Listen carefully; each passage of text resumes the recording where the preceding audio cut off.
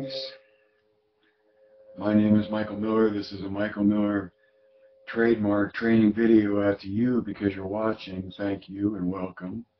It's meant for Michael Miller Pilates licensed affiliates, the Core to Core, and anyone interested in surviving and thriving as a Pilates instructor. Not to even mention someone that just wants to get better at it on their own and has no thought of teaching.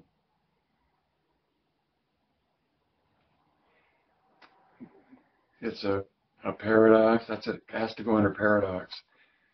Some of the most ardent students of Pilates have no interest in teaching at all.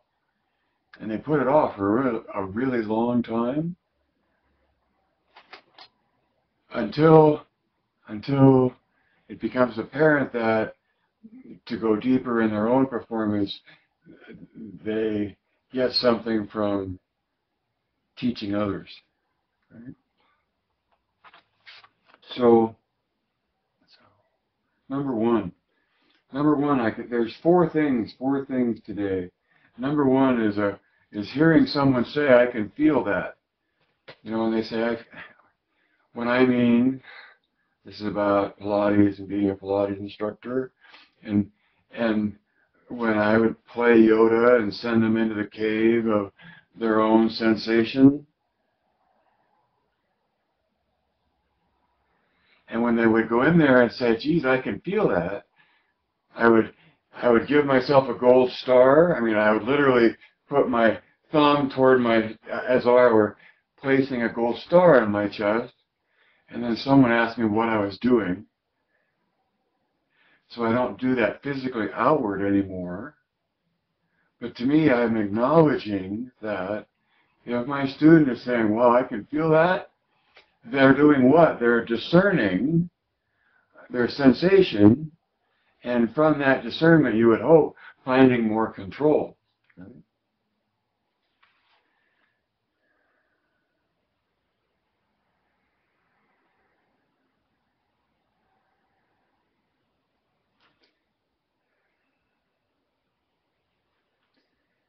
Part of the discerning, and I suppose there's a technical word for it somewhere that you know that I don't,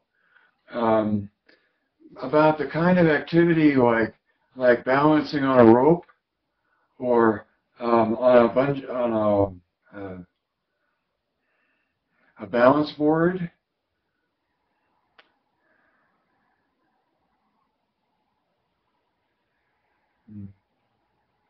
Jumping rope was another example of something that you have to pay attention to in order to successfully do, because you're ongoing in a modification of where you are relative to it, the jump rope or gravity if you're on a rope or other such things, right?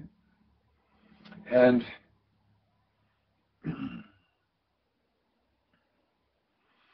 very much, I think Pilates is something you're directing as an activity that one learns how to pay attention to, that it's a natural part of the kind of awareness it takes to jump rope or to balance on a rope. Two rope examples. They're all I've got for you right now. But within MMP and knowing that you're aiming for a coordination of capacities, when you're able to cue a student to a situation where they're coming out of it acknowledging that they have a feeling from it or they recognize something in it, that's good feedback in my book. Number two. So number two is a question. What does it mean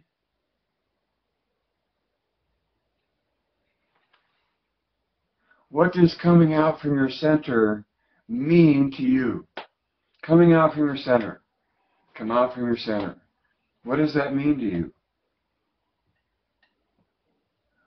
You hear it all the time across the board about in Pilates that you know, you have a center that you come out from, and in many points of view, that's like compressing a snowball, and the center is something that you go towards spherically in compression, and it seems like coming out from your center then are like toothpicks coming out of the snowball. What does that mean to you?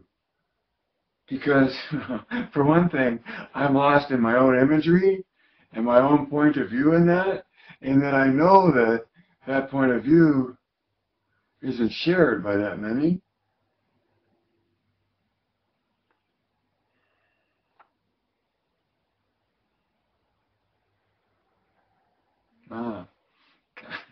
So,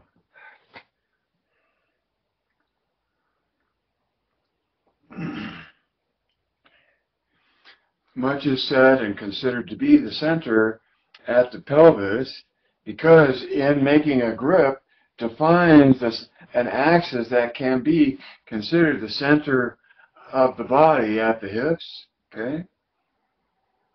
And because it's the primary grip, most humans,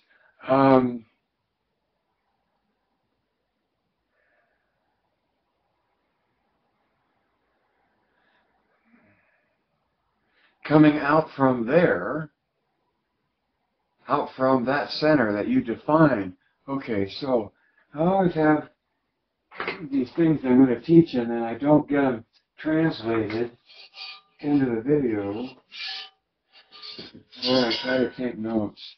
Alright, so here is my core shaped spring. And if I tighten it up enough, I can get it into the shot. Right? Core shaped spring. And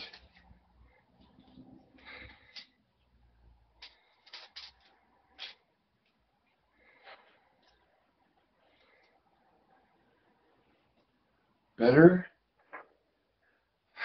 Everything's better except what? Except this doesn't match the orientation of the hips, right? So this way is more like the hips, and this then is more like the shoulders.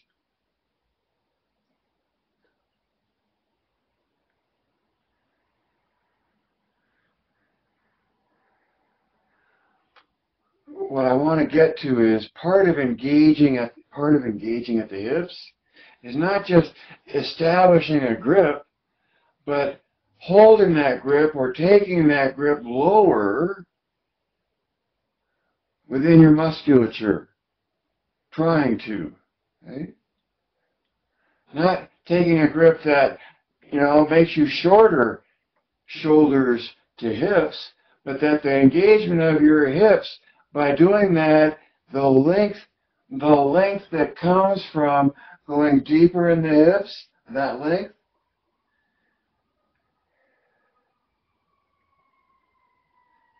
ideally makes distance from this engagement. So corneal engagement, what happens, there's length that comes out of that, and part of that I'm pointing to is at the hips. And at the hips, the engagement that you're trying to make within your pelvic floor, within your Kegel contraction, all part of that intricacy of musculature is reaching down in terms of trying to make the grip. Okay?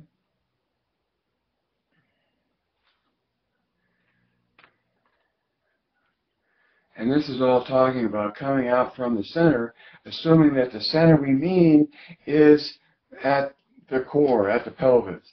The center of the grip at the hips, defined by the grip itself.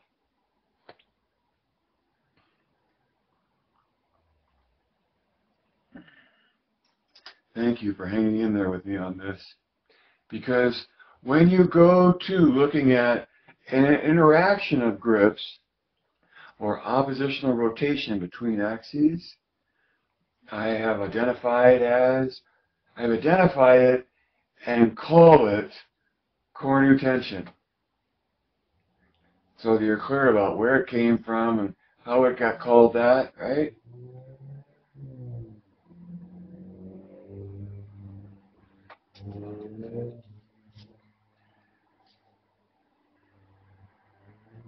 In the interaction between these two grips,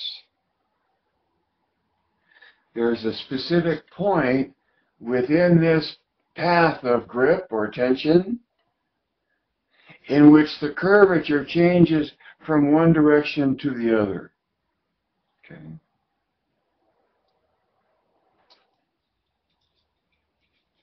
And in the world of math and physics and science, that's typically called the inflection point, where a curve changes from one direction to another.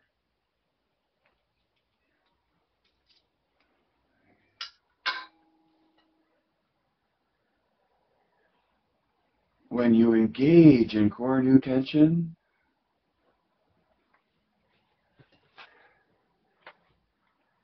the true point of eccentricity, the true point of coming out from the center, an identifiable center, beyond just the hips. I'm not saying that's not the center, and I'm not saying we're not eccentric out from the hips, but I'm saying beyond that, when you get involved in core new tension, the grip here changes in a direction to the grip there, and it's the interaction or the tug of war between these two grips that focuses on, or whose crux is at, where the direction of the curve changes at the inflection point. And so that's a point of eccentricity, or out from the center,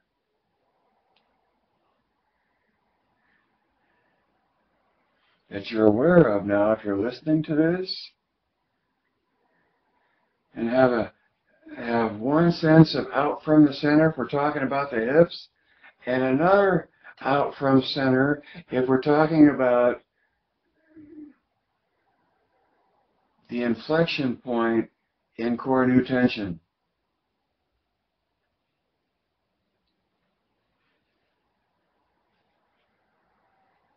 Which was my title number 3, and I've gotten to that point, so I don't know that I need to say anything else. And it can inflect into number 4. I don't mean to be inflammatory, but I say all the time, know what you know. Okay?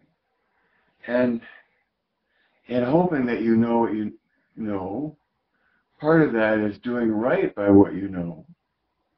And that's up to you to determine whatever that is.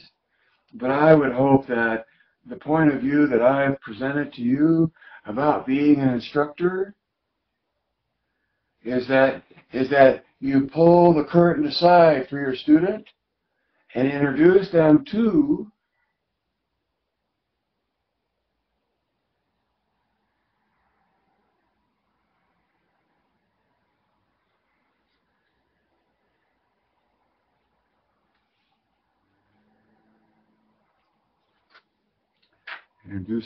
Pilates. And my notes said, as an instructor, as an MMP instructor, the joy and the whole perspective is that all you're doing is trying to set loose or set free a student into the pursuit of and mastery of their control expressed in their effort. I mean, you set them loose because you don't hide from them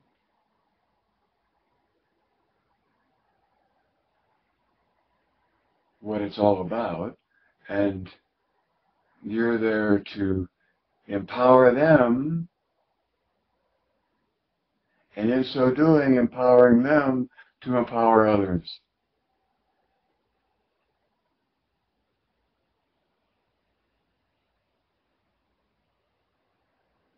And in so doing, I think that that would be doing right by what you know. Right? Because that's an important part of what you know, or the perspective of this, is not to use the information for tyranny. Sounds melodramatic, doesn't it? So let me finish with more melodrama, because my closing comment is about recognizing the enormity of what you do. So my note says, recognize the enormity of what you do as a Pilates instructor, just in a studio, anywhere, anytime.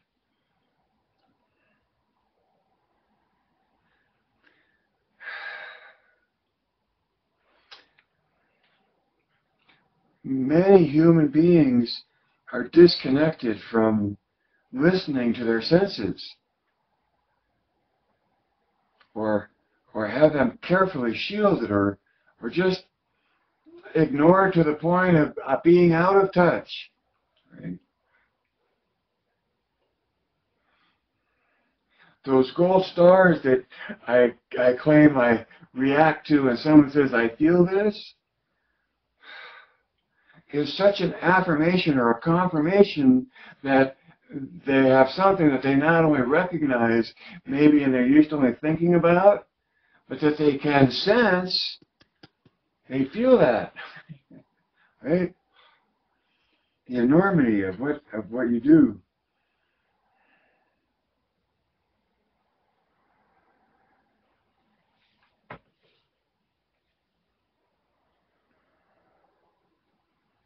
The inflection point is the true point of eccentricity.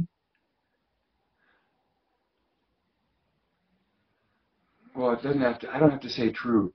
It's at the inflection point there is eccentric tension being applied, because this grip and this grip are playing off of one another, and they're being stretched apart right here in the middle. And the name of that middle, if you're interested, or somebody, or you want to carry some sway and someone that cares about math or physics or science in general, or economics even, right? I had a translator who was an economics grad student, and when I was headed toward explaining what this point was, all of a sudden he quit translating what I was saying and just went off in his own voice, explaining what an inflection point is.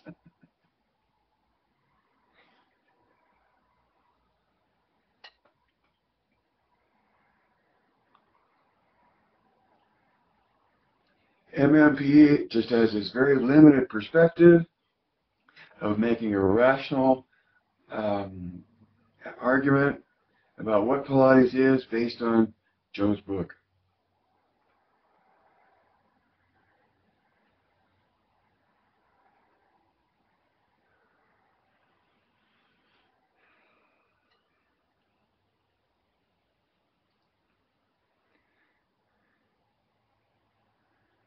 Even within the Pilates culture, there are human beings absorbed or overweighted by the kind of capacities they either know how to employ or are unaware exist. That's a good way of saying it, right? And I started off with, even within the Pilates community.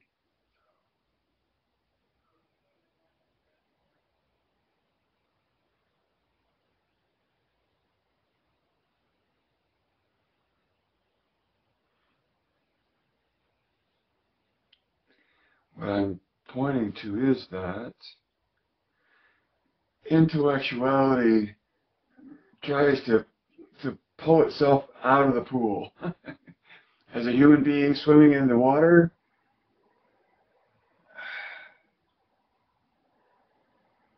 I was choking once and wanted to get out of the water. which was pretty tough for me to do because I was just in the water. And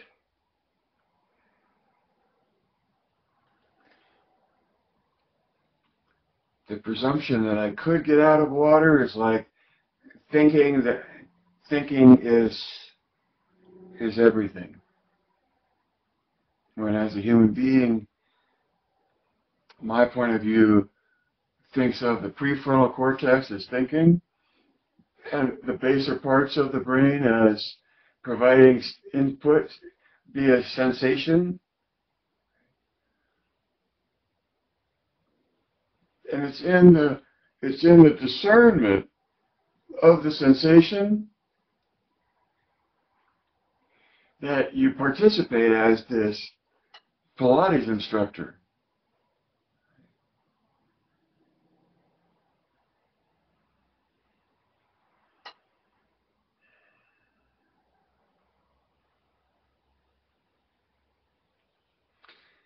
The first day, the first one of the new year,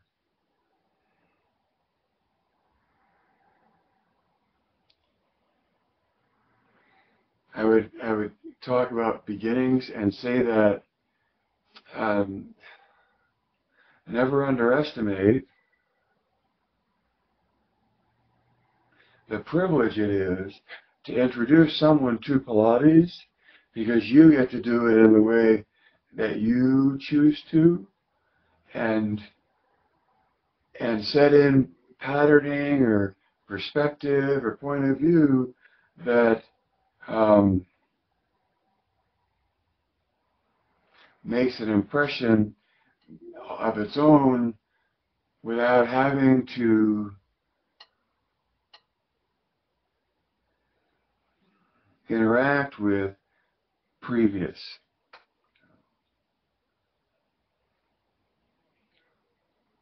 The first thing I do if I get to teach a student who's never done any Pilates before is I make them think about the date that it is, so that thereafter, in terms of empowering someone, empower them with the date that they actually started Pilates, for all of the conversations and all of the future situations. Well, when did you do Pilates? Or when did you start? Well, I started May 31st, 1980. Or some such. And if you don't know and you've been doing it forever, approximate and pick a date and then know that as your start date.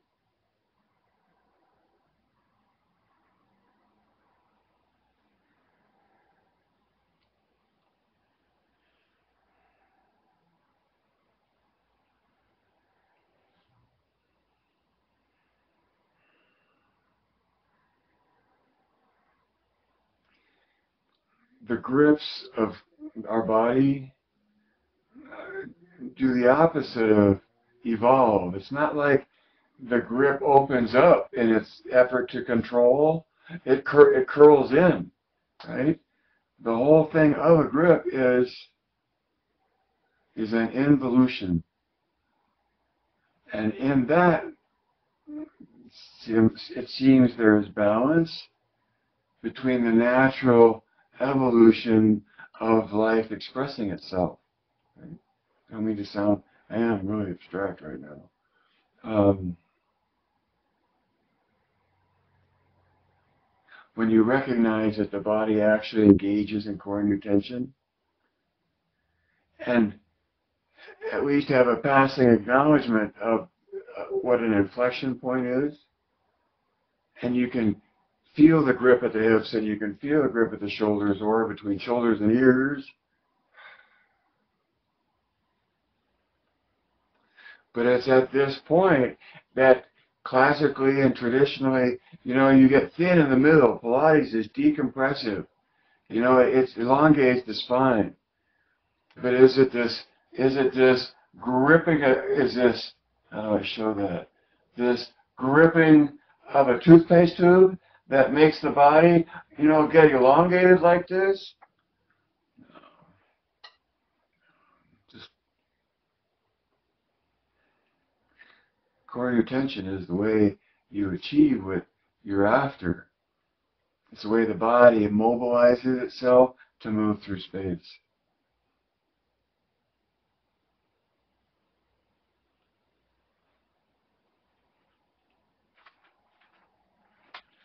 By the year 4040, which is 2021 years from now, pardon attention. See, and the great thing is, I've been able to broadcast like this. You've been able to listen and absorb a point of view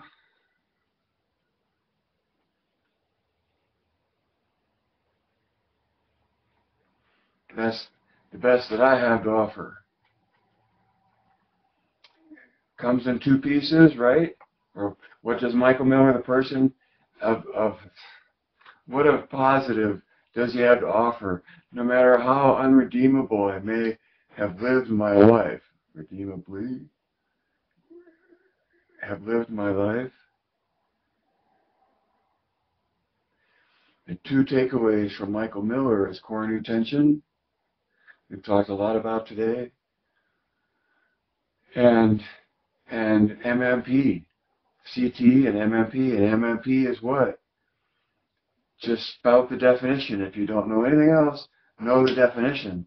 And then expand off of that, because whatever resonates with the definition of the ideal ought to, you would think, resonate with the ideal pointed to within.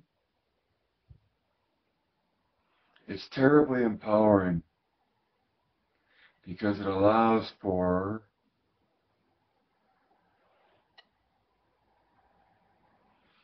individual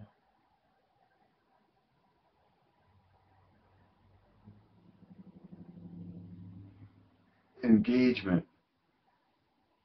It's a conditioning for a human being, and the human being can do it, and in doing it,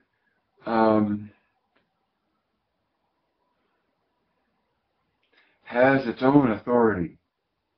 Now you can go and get as much schooling and learn everything you want from all of the tradition and the rich tapestry that Pilates culture has to offer.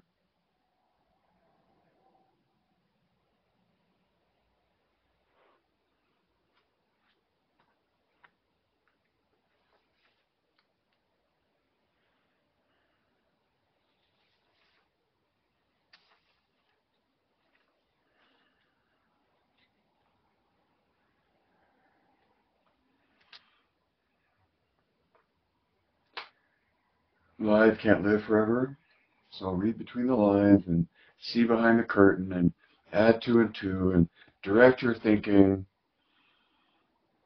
and always and forevermore, now and then, Geist.